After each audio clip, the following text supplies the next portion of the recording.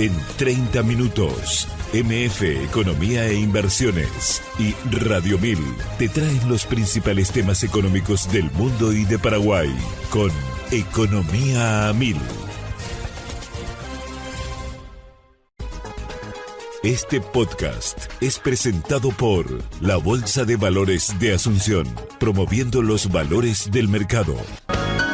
Buenos días, bienvenidos a una emisión más aquí de Economía 1000. Muchas gracias por la compañía de todos los días. Quien les habla, Prince Boto. Ya estoy junto con la compañera Ada Caballero. ¿Cómo estamos, Ada? ¿Qué tal? Bienvenida. Buen día, Prince. Buen día a la audiencia. ¿Todo bien y vos? Todo en orden, ya listísima, presta para iniciar una nueva jornada aquí de Economía 1000, obviamente, con invitado en piso, a quien en breve ya lo saludamos porque es momento de compartir las principales noticias económicas del día. Adelante, compañero. MF Economía e Inversiones presenta las principales noticias económicas de Paraguay y el mundo.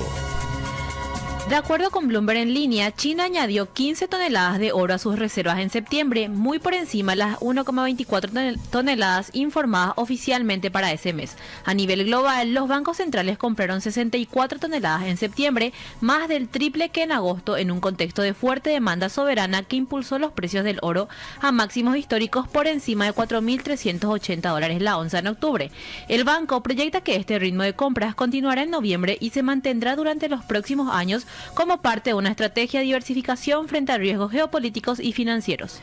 El día de hoy parece que China sigue siendo foco y seguirá siendo foco en las noticias en los portales internacionales porque también, de acuerdo con Bloomberg en línea, China retomó sus compras de soja estadounidense al adquirir casi 1 millón de toneladas tras una breve pausa que afectó al mercado. COFCO Group reservó cerca de 20 cargamentos para entrega entre diciembre y enero y desde puertos del noreste del Pacífico y la costa del Golfo, lo que impulsó una alza de hasta 3,2% en la soja de Chicago. El comercio entre ambos países, valorado en más de 12.000 millones de dólares el año pasado, muestra así nuevos signos de reactivación, menciona Bloomberg. ¿Más información, Ada? De acuerdo con Reuters, los mercados asiáticos cayeron a mínimos de un mes el martes 18 de noviembre debido a preocupaciones sobre las valoraciones tecnológicas y la disminución de la convicción de los inversores. Las ventas fueron especialmente fuertes en Japón y los mercados tecnológicos surcoreanos. El índice Nikkei de Japón registró una caída del 3%, la mayor en un solo día desde abril. El índice más amplio de acciones de Asia-Pacífico fuera de Japón de Morgan Stanley bajó 1,8% a su nivel más bajo desde mediados de octubre. Y ya estamos en compañía de nuestro invitado de hoy. Él es el doctor José Tello, economista, profesor y consultor en el sector público y privado. ¿Cómo estamos, profesor? ¿Qué tal? Bienvenido. Muchas gracias por estar con nosotros hoy. ¿Qué tal, Prince? ¿Qué tal, Ada? ¿Todo bien? ¿Contento de estar acá? Sí, se te nota, profesor, y nosotros y nosotras también, porque siempre cuando venís aprendemos muchísimo contigo, considerando obviamente tu experiencia y bueno, tu conocimiento en materia económica, y hacemos este espacio.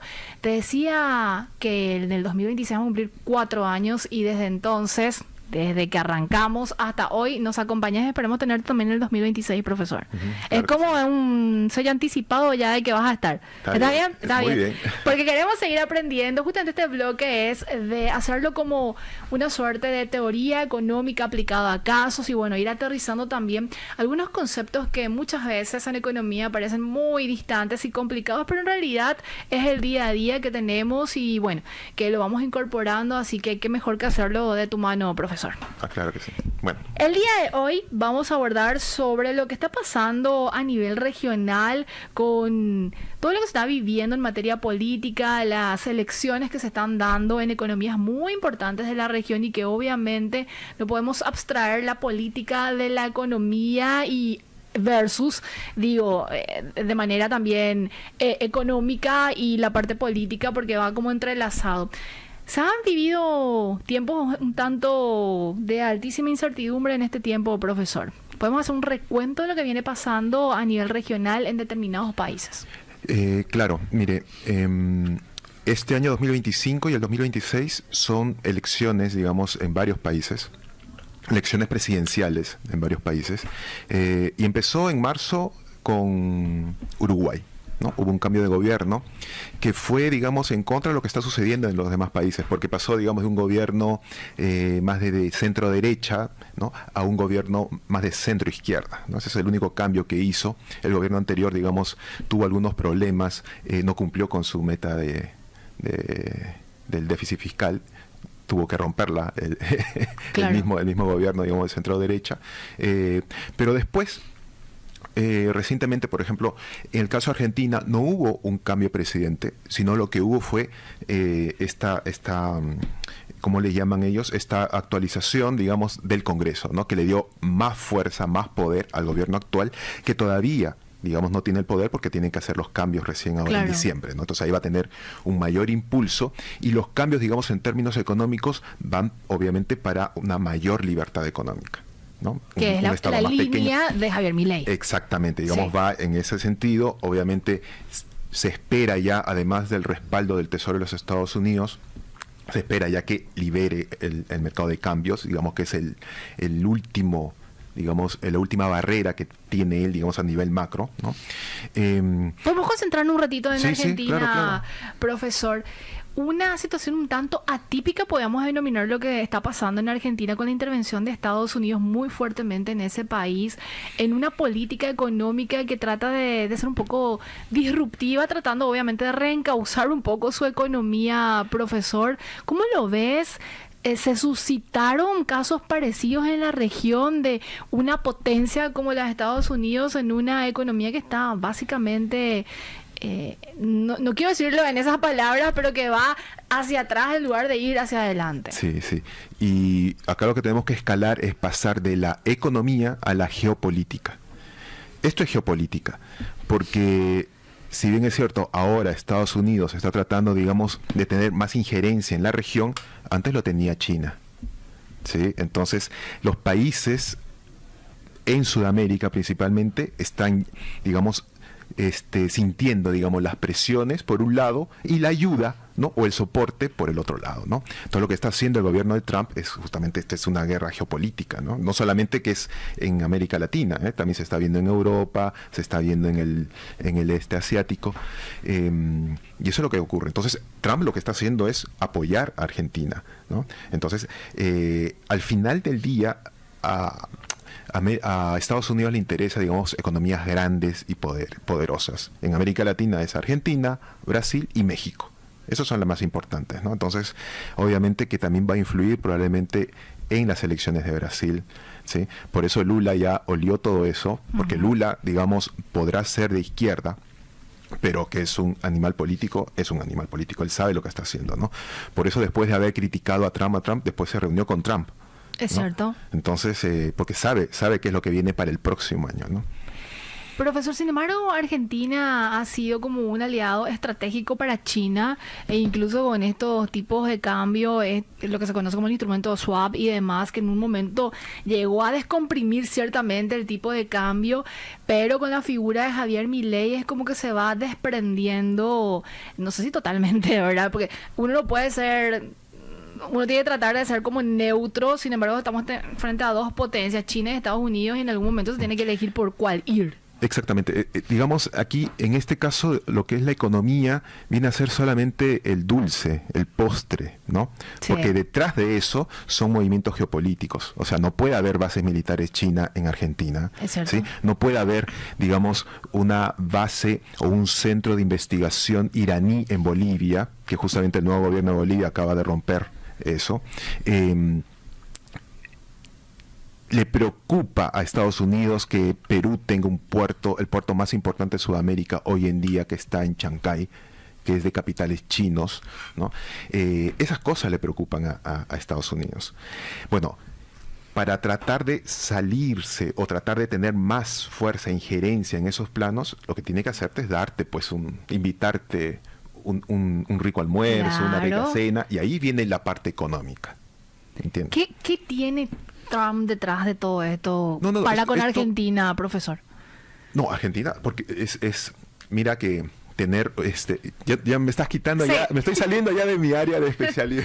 No, pero está bien, una combinación de Sí, varios elementos. pero Sí. mira que en la parte sur, Sí. ¿no? lo que es Tierra del Fuego, el Estrecho de Magallanes, es una parte muy importante geopolíticamente, ¿no? Así como el Canal de Panamá, también la parte sur también es geopolíticamente importante. Entonces no puede haber una base militar china en Argentina, mirando hacia esa zona sur, ¿no? Porque las bases militares chinas son navales, no son bases militares ni aéreas ni terrestres, todas son navales, ¿no? Y a nivel comercial, ¿qué le ofrece Argentina, Estados Unidos y viceversa, profesor? A nivel comercial, en realidad es, bueno, lo que ofrece Argentina, como siempre, es carne, ¿no? Carne es lo que le va a ofrecer. Probablemente también lo que está ofreciendo Milei también es que se invierta en estos centros de inteligencia artificial en el sur de Argentina, justamente para... Tú sabes que estos centros de inteligencia artificial se sobrecalientan demasiado, entonces el tema de refrigeración es un costo muy alto. Entonces lo que están apostando es en hacerlo, digamos, en las zonas frías, ¿no? Para reducir esos costos, digamos, de refrigeración de estos centros. Este apoyo financiero que ofrece Estados Unidos y que condicionó justamente a que ganara Milei y que al parecer sí es una vía para este apoyo o soporte económico, ¿permitirá cierto respiro para Argentina, profesor? Sí, por supuesto, por supuesto. O sea, tiene, digamos, lo que le está diciendo Estados Unidos a los argentinos es, mira, nosotros confiamos en el peso argentino. Nosotros compramos peso argentino, es más, ganamos todavía. Han ganado. Y el propio argentino cree en su moneda. Y claro, y toda la historia que tiene detrás. O sea, no solamente los argentinos, ¿no? Sino todos los países alrededor. Nadie cree en el peso argentino, ¿no? Entonces lo que está haciendo el Tesoro americano es eso. O sea, es darle un espaldarazo, digamos, al peso argentino, ¿no? Por eso yo creo que una vez que que entre el nuevo Congreso o esta renovación parcial del Congreso argentino, que va a ser ahora en diciembre, probablemente el próximo año vamos a ver ya una paulatina o rápida, digamos, liberalización del mercado cambiario, ¿no? Que es lo último que le falta, digamos, a Milei a nivel macro. ¿Qué implicancias tendría eso, profesor? Que la moneda, que el peso cobre mayor fuerza, que haya una diferenciación importante en materia de competitividad con Paraguay. El mercado va a comenzar a fijar ese tipo de cambio. Si tú tienes una Argentina que hoy día, tiene un déficit, tiene un superávit de 0.4% del PIB. ¿No? Entonces, digamos, las alertas de que se vaya a depreciar el peso argentino no existe. Si además tienes un tesoro americano que adquiere pesos, que le da respaldo a estos pesos con sus propios dólares, entonces, digamos, una depreciación del peso argentino no debería de ocurrir, porque las fuentes han sido totalmente anuladas, ¿no? Claro. Entonces, ¿qué va a ocurrir? Y lo que va a ocurrir es lo que determina el mercado, ¿no? Si comienzas a exportar demasiado, probablemente va a entrar mucho más dólares y el peso se va a apreciar, ¿no? Claro. Si estás importando demasiado, lo cual no está mal, porque cuando uno quiere invertir en un país, uno adquiere tecnología externa, uno compra bienes de capital que no se producen en el país. Y eso necesitas dólares. Entonces, claro, probablemente en ese caso el peso argentino va a comenzar a debilitarse. Pero estas son cuestiones temporales, ¿no? Totalmente. Profesor, queda muchísimo para hablar contigo. Tenemos que hacer nuestra primera pausa y vamos a ir yendo por otros países que también están de alguna manera enfrentando un escenario eleccionario y un cambio de mirada política y obviamente de incidencia también económica. Así que te invito a que te quedes hasta el final del programa. ¿Está bien? Genial. Vamos a seguir conversando con el profesor, doctor José Tello. Seguís escuchando Economía 1000, muchas gracias por la compañía y es momento de compartir de manera breve las principales noticias económicas de lo que está pasando a nivel regional. Y para eso nos trasladamos hasta Brasil porque de acuerdo con Agencia Brasil, la actividad económica de ese país cayó en septiembre de este año según información publicada el lunes por el Banco Central. El índice de actividad económica del Banco Central disminuyó un 0,2% en comparación con el mes mes anterior, considerando datos ajustados estacionalmente. En el tercer trimestre de julio a septiembre, la reducción alcanzó el 0,9%. Más información, Ada. Nos trasladamos hasta Argentina y de acuerdo con Bloomberg en línea, la inflación de alimentos en Argentina se aceleró en las primeras semanas de noviembre, desafiando la moderación del tercer trimestre. Una consultora reportó un aumento del 1,8% en alimentos y bebidas, que acumula 2,1% en 2 semanas. La inflación punta a punta alcanzó el 3,3%, el nivel más alto desde mediados de 2024. El alza fue impulsada por las carnes, sin ellas el incremento semanal habría sido de 0,9%. De acuerdo también con ámbito.com, ya nos vamos hasta Uruguay. En noviembre el mercado de ese país ajustó al alza sus expectativas de inflación con la mediana para los próximos 24 meses en 4,70%. Los analistas proyectan que la inflación cerrará este año en 4%, pero ascenderá en 2026 y 2027 a rangos entre 4,69 y 4,72%. Y seguimos en compañía de nuestro invitado de hoy. Él es el doctor José Tello, economista, profesor y consultor en el sector público y privado. Profesor, me gustaría, antes de seguir avanzando a otros países con este escenario de elecciones, de nuevos presidentes y algunos que de alguna manera van como reforzando su mandato, situarme nuevamente en Argentina y sobre todo qué implicancias puede tener para Paraguay este escenario que se plantea con el apoyo de Estados Unidos, la cierta liberación o liberalización que mencionabas vos del tipo de cambio también que se espera, y bueno, una suerte de performance que se va a dar también a nivel económico en ese país. ¿Cómo impactaría para Paraguay? Porque hemos visto un tiempo a esta parte también la llegada de muchísimos argentinos, de inversiones, de capital argentino en el país, y obviamente eso genera una dinámica importante e interesante en el país. Aquí no entramos a tallar o a hacer juicio de valor si son de fuente de alguna manera dudosa o no, sino que vemos la llegada de estos inversionistas y vemos también la construcción de importantes inmuebles y demás en determinadas zonas del país. Uh-huh.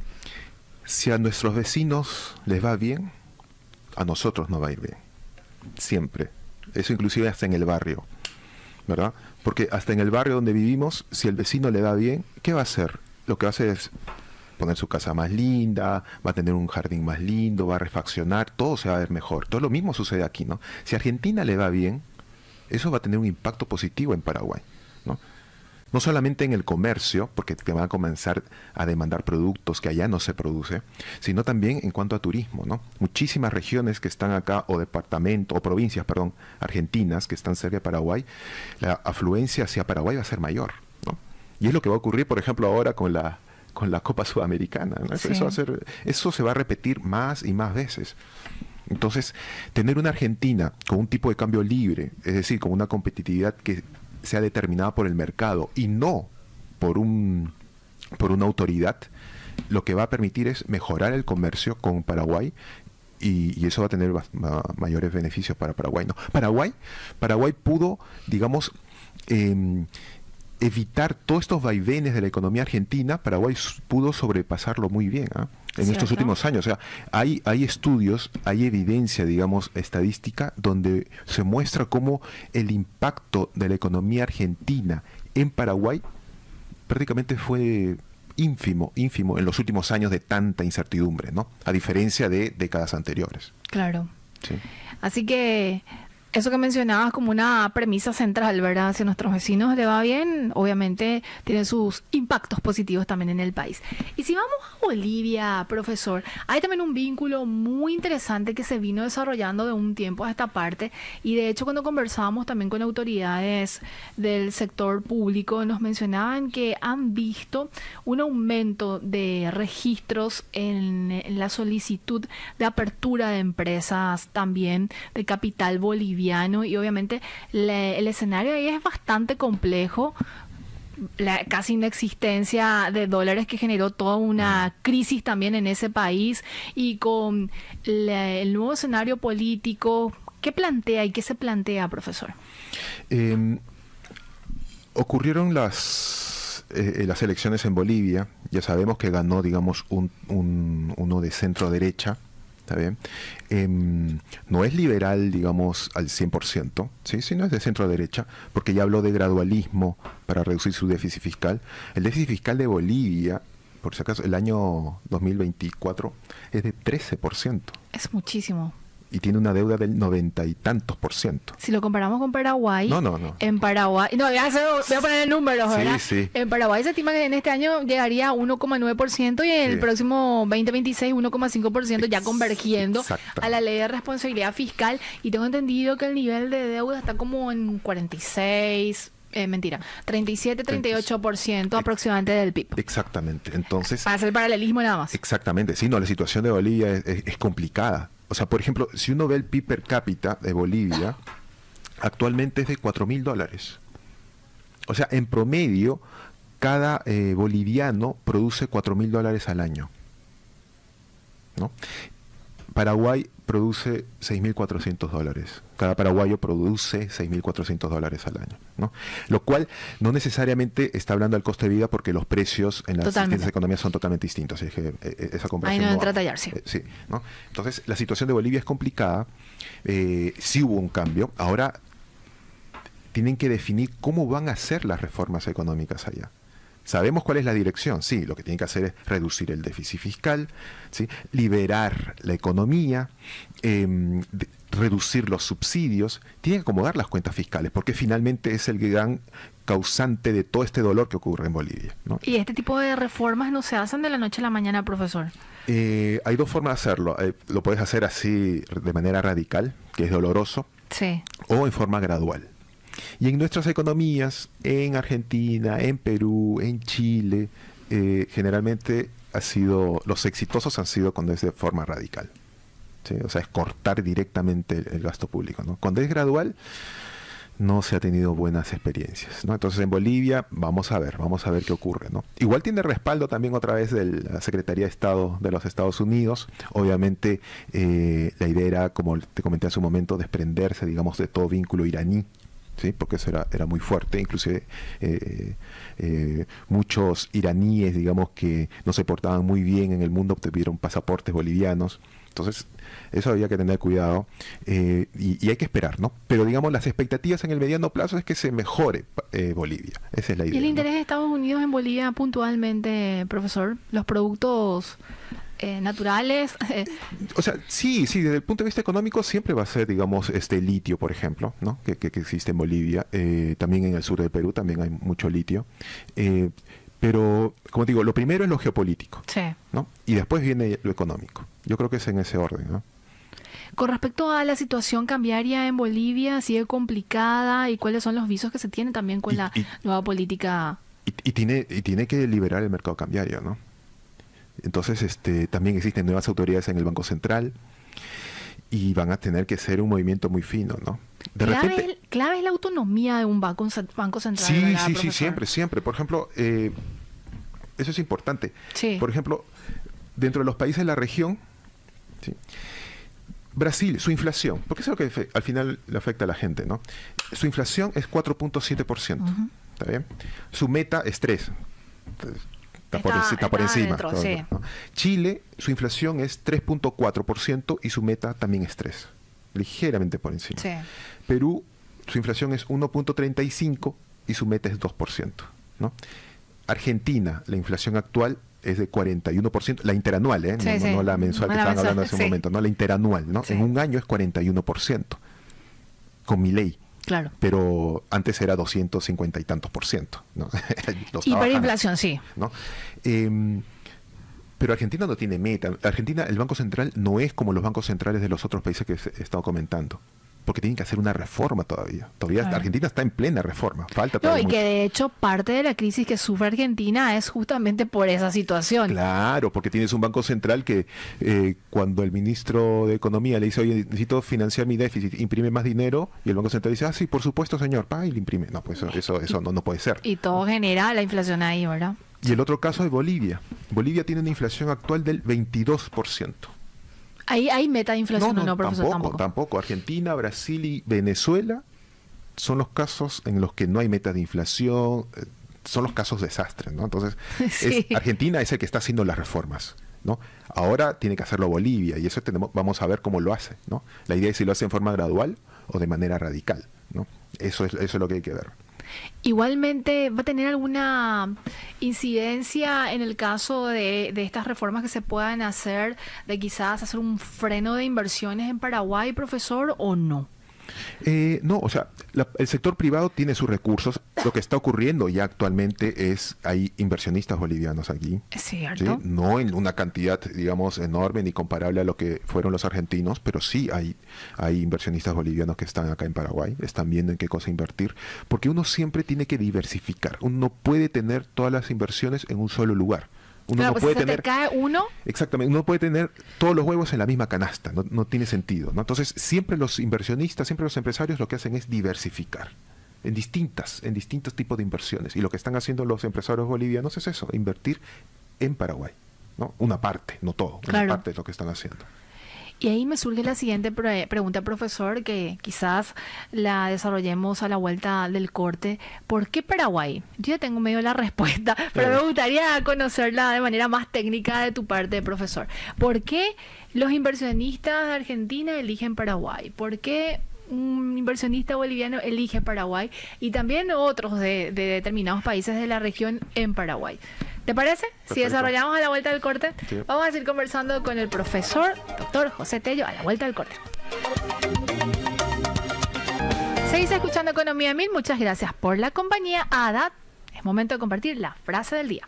El sector viene creciendo y pasó de los servicios de voz a tareas más avanzadas. Hay un potencial muy grande de que Paraguay se pueda convertir en un hub regional de este tipo de servicios, con beneficios en la generación de empleo, comentó Héctor Acevedo, director ejecutivo de la Cámara Paraguaya de Servicios y Tercerización. Si te interesa descubrir más detalles, puedes escuchar el podcast completo en Spotify, buscarlo en el perfil de Economía 1000 y mantenerte al tanto de todo. Profesor, no sé si ya te pregunté en algún momento si seguías el canal de WhatsApp de la consultora. No me mientas, profesor. ¿De WhatsApp? Sí. No. Ah, bueno, a partir de ahora. O sea, ¿En serio? sí, por favor. Cerramos el programa y ahí seguir. Es así, ¿ah? Así mismo. ¿Cómo buscamos MF? MF Economía e Inversiones. En el WhatsApp. buscador de WhatsApp. Así Sí, mismo. ahí vas a tener toda la información, los análisis que hacemos también, los artículos que presentamos para ABC.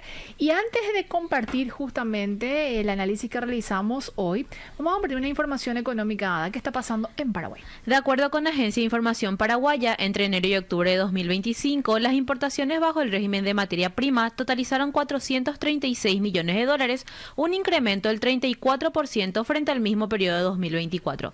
En ese tiempo se autorizaron 5.673 solicitudes, un 23% más que el año anterior, beneficiando a 276 empresas, de las cuales el 57% pertenece a los sectores metalúrgicos, químico, farmacéutico, caucho y plástico. El 75% de las materias primas provino de China e India, mientras que el resto llegó de Estados Unidos, Turquía, Alemania y España.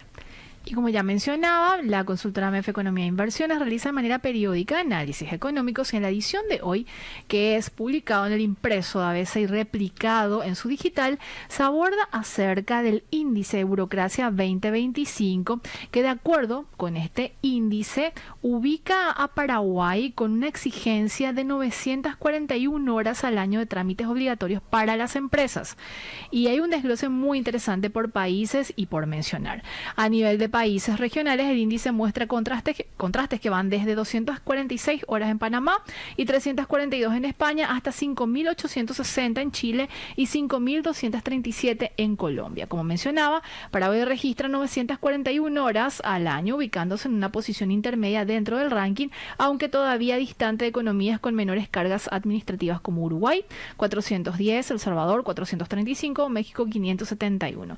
Sin embargo, el informe señala que una menor cantidad de horas no implica necesariamente procesos más transparentes, ya que la agilidad puede estar asociada a controles ciertamente débiles o discrecionalidad. Para profundizar sobre este artículo y otros, ¿dónde la gente puede encontrarla? Pueden buscar en nuestras redes sociales, Instagram, X, LinkedIn, Facebook, también en nuestro canal de WhatsApp buscando MF Economía e Inversiones y en nuestra página web www.mf.com.py. Y seguimos conversando con el profesor doctor José Tello, él es economista y consultor en el sector público y privado, acerca de el clima de negocios en la región, que va a ser justamente el cierre de esta entrevista. Ya pasamos por Uruguay, fuimos hasta Argentina, profesor, Bolivia, nos situamos ahora en Chile. En Chile, sí. ¿Qué está pasando en Chile? Y bueno, ¿qué es lo que se espera también en materia de política económica? Ahora hubo la primera vuelta en Chile, ¿sí? La semana pasada, el domingo, para ser más exactos, donde quedaron dos.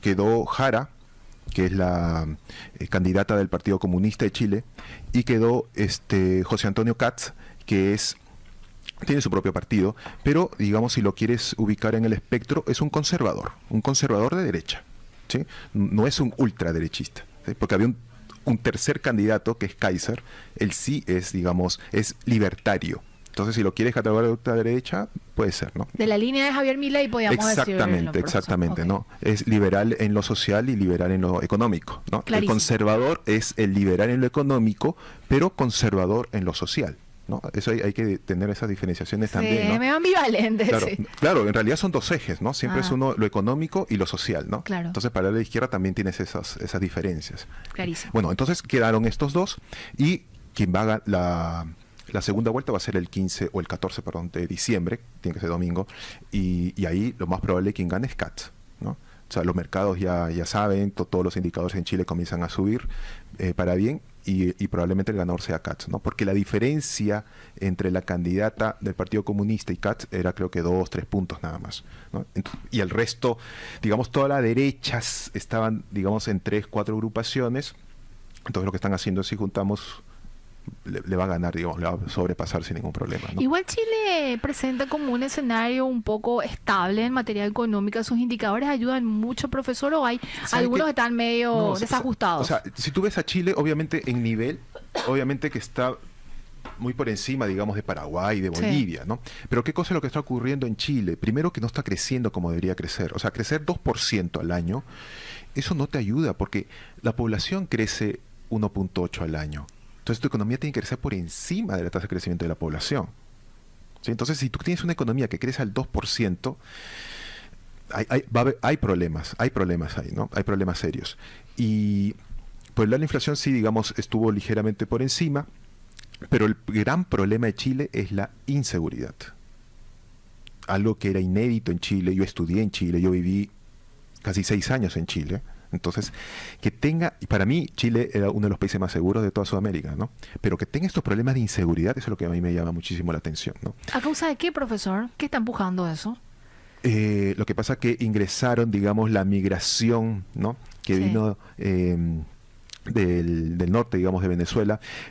No es que sea, digamos, mala la migración, al contrario. La migración puede ser muy buena. El tema es que cuando se permite ingresar sin ningún tipo de control. Entonces te entran, digamos, también te entran, digamos, estas agrupaciones, digamos, que no se dedican, que tienen un oficio un poco peligroso, entonces influye en tu sociedad, y 2-3 grupos de eso, lo que hace es un desastre, ¿no? Totalmente. Entonces eso es lo que está ocurriendo, digamos, en Chile, y es por eso que también ganó Kats, porque como te comenté, es conservador. Entonces, en lo social, lo que está proponiendo es colocar un escudo anti-migración en el norte, en la zona norte de Chile, en la frontera con Bolivia y con Perú. Casi en la misma línea de Trump también. Exactamente. Por ejemplo, Trump es conservador. Trump no es libertario, ¿no? Trump es conservador. Pero toma algunas cuestiones de... Claro, pues en lo económico es liberal, pero en lo social es conservador. Clarísimo. ¿No? Esa es la idea. Entonces, Kats es más cercano, digamos, a Trump que a Milei, ¿sí? Pero, digamos, las perspectivas son positivas, ¿sí? Entonces, el próximo año, porque creo que ellos tienen que estar, creo, los primeros días de marzo, entra el nuevo gobierno, y lo que va a hacer es, por un lado, tiene que luchar con el tema de la inseguridad, y por el otro lado, volver a deshacer las reformas que hizo el gobierno de Boric y el de Michelle Bachelet anteriormente, ¿no? En el que lo que hacía era más presencia del Estado, más impuestos, y lo que hacían era ahogar el capital privado, ¿no? Entonces lo que va a hacer eso es liberar otra vez y dar marcha atrás, ¿no? Entonces lo que se viene para Chile también son buenos años, creo yo. ¿Brasil? El Brasil es el caso inédito, no se sabe, hay mucha incertidumbre, porque ahora se presenta otra vez Lula, ¿sí? Porque no hay otro candidato a la izquierda con esa potencia en Brasil, ¿está bien? Las elecciones en Brasil van a ser en octubre todavía, Entonces Próximo todavía año, no hay, sí. el próximo año, entonces no se sabe todavía cuál va a ser el candidato de la derecha, ¿no?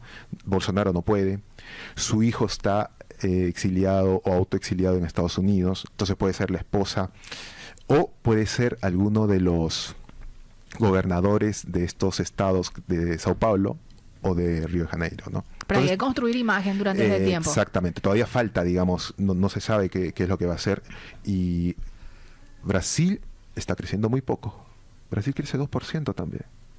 Y hay problemas porque al final del día, si tu economía crece tan poco, casi como el mismo crecimiento de la población, no estás generando empleo. Y si no generas empleo, obviamente, en la sociedad o en los hogares, tú puedes tener hogares que sean de una ideología muy de derecha, de una ideología muy de izquierda, y sea quien sea el candidato, no te van a cambiar de parecer. La cuestión está en el medio. Esas personas, digamos, que son más pragmáticas. Y si no tienen empleo, si no tienen seguridad, porque están matando también, en Brasil es complicada también la Sí. seguridad, entonces Esa última intervención fue brutal. entonces puede ser un castigo a la izquierda de Lula, ¿no? Y ahí donde seguramente que Trump va a intervenir también, ¿no? Por eso le va a castigar comercialmente a Brasil, ¿no? Lula está buscando, digamos, acuerdos, negociación. Oye, si ya negociaste con los chinos, si ya negociaste con Japón, con Corea, que tanto amenazaste, ¿por qué no negocias conmigo, no? Y Trump no le atiende el teléfono. Pese a esa última conversación que Sí, tuvimos. se reunieron, todo bien, muy bien, todo aquí, pero a la hora de negociar, porque los que negocian son sus funcionarios, ¿no? Así no, es. no hay nada ahí. Profesor, nos quedan aproximadamente 2 minutos y yo te dejaba pendiente una pregunta de la atracción que está generando ciertamente Paraguay con la venida de inversionistas de la región, y se habla mucho del triple 10 y bueno, todas las bondades también que ofrece el país con esta reconfiguración en el escenario político y obviamente desde una mirada económica. Y el título, también en línea al título, ¿qué es lo que se espera en materia de clima de negocios en la región y situando a Paraguay también como foco en este sentido? Yo creo que las expectativas son positivas. Para mí yo estoy en un escenario optimista para Paraguay, ¿no? Estoy hablando de 2026, 2027. Por el lado, digamos, de los países que son vecinos, yo creo que la perspectiva buena es en Argentina, en Bolivia, en Chile, en Bolivia con una probabilidad más baja probablemente. En Brasil sí, ahí estoy un poco incierto, Sí. ¿no? Por lo que les comenté hace un momento. Pero en términos generales yo creo que a Paraguay le va a ir bien. Paraguay es atractivo porque los impuestos son bajos, ¿no? O sea, sí, yo sé, se pueden quejar, digamos, en Paraguay de que se pagan muchos impuestos, pero Con respecto a otros países de la región. sí, pero los otros inversionistas que están en sus otros países, Sí. ellos pagan mucho impuesto. Entonces ven a Paraguay y si puedo ponerme al otro lado de la frontera, que va a ser un río nada más, voy a pagar mucho menos, ¿no? Entonces por eso que no solamente el camino de Paraguay no es solamente exportar bienes, sino como hace un momento escuché una de las noticias, es exportar servicio. Que está Es más haciendo fácil, eso. es Sí, más rápido, porque es difícil pues competir con empresas manufactureras brasileras, totalmente. por ejemplo, ¿no? O empresas manufactureras argentinas. No, ofrécele servicio de contabilidad, servicio Call center. servicios, digamos, que les puedas ofrecer y que te pueda generar rápido tu empleo, ¿no? Profesor, como siempre, un gusto tenerte en este espacio. Quiero dejarte como tarea un tema. ¿Puede ser? Sí, claro. Para el próximo episodio, que va a ser el último, porque ya vamos a arrancar diciembre y ya vamos a estar en el tramo final del año de Economía 1000. Se habla mucho del crecimiento de Paraguay, incluso las perspectivas del Banco Central del Paraguay hablan de por encima del 5%, no recuerdo si es 5,3 o 5,6, pero está por ahí. Y no hay como una suerte de línea aterrizada a la microeconomía, a analizar un poco desde una teoría económica también eso, porque muchas economías tienen un crecimiento cuando hablamos de la macro, pero no necesariamente vemos en la micro. Realmente es así. Creo que tuvimos un debate también en ese sentido en algún episodio, profesor. ¿Podemos hacer una recapitulación de eso en el próximo capítulo de Economía? Claro que sí, claro que sí. Profesor, que tengas un excelente martes. Nos vemos, hasta luego. Estuvimos con el profesor Dr. José Tello, profesor y, como decía, economista y consultor en el sector público y privado. Ada, nos despedimos, nos reencontramos mañana puntualmente a las 11. Así mismo. Que tengan un excelente día. Este podcast es presentado por la Bolsa de Valores de Asunción, promoviendo los valores del mercado.